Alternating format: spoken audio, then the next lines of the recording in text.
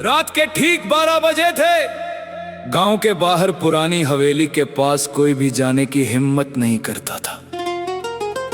लोग कहते थे कि वहां हर अमावस्या की रात किसी औरत के रोने की आवाज सुनाई देती है। रवि शहर से अपने दादा की पुरानी जमीन बेचने गांव आया था। उसे इन कहानियों पर बिल्कुल विश्वास नहीं था। गांव वालों ने उसे चेतावनी दी, हवेली के अंदर मत जाना। जो गया वो कभी वापस नहीं आया। रवि हंस पड़ा। ये सब अंधविश्वास है।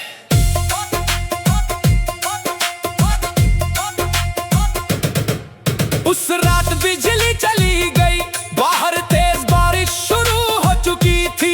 रवि ने टॉर्च उठाई और अकेले हवेली की तरफ निकल पड़ा।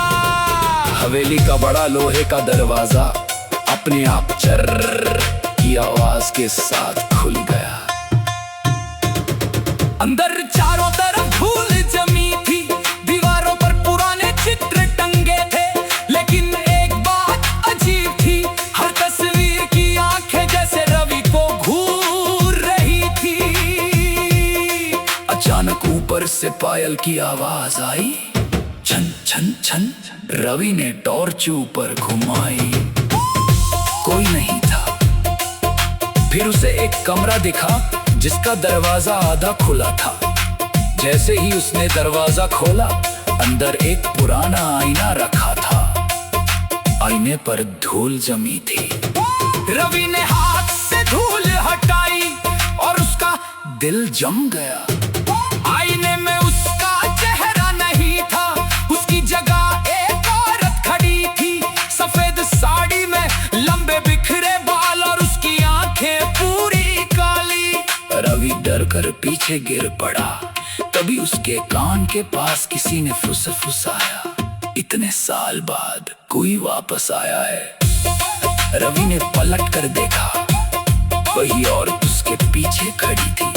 उसका चेहरा आधा जला हुआ था और होठों पर भयानक मुस्कान थी। रवि चीखते हुए भागने लगा। हवेली का मुख्य दरवाजा बंद हो चुका था। हर तरफ से वही आवाज गूंज रही थी, मुझे छोड़कर मत जाओ। अचानक सारी तस्वीरों की आंखों से खून बहने लगा। कमरे की दीवारों पर हाथों पे निशान उभर आए और फिर पूरा हवेली सन्नाटे में डूब गई।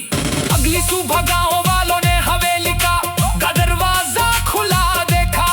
अंदर सिर्फ रवि की टॉर्च पड़ी थी और आईने में अब दो चेहरे दिखाई दे रहे थे।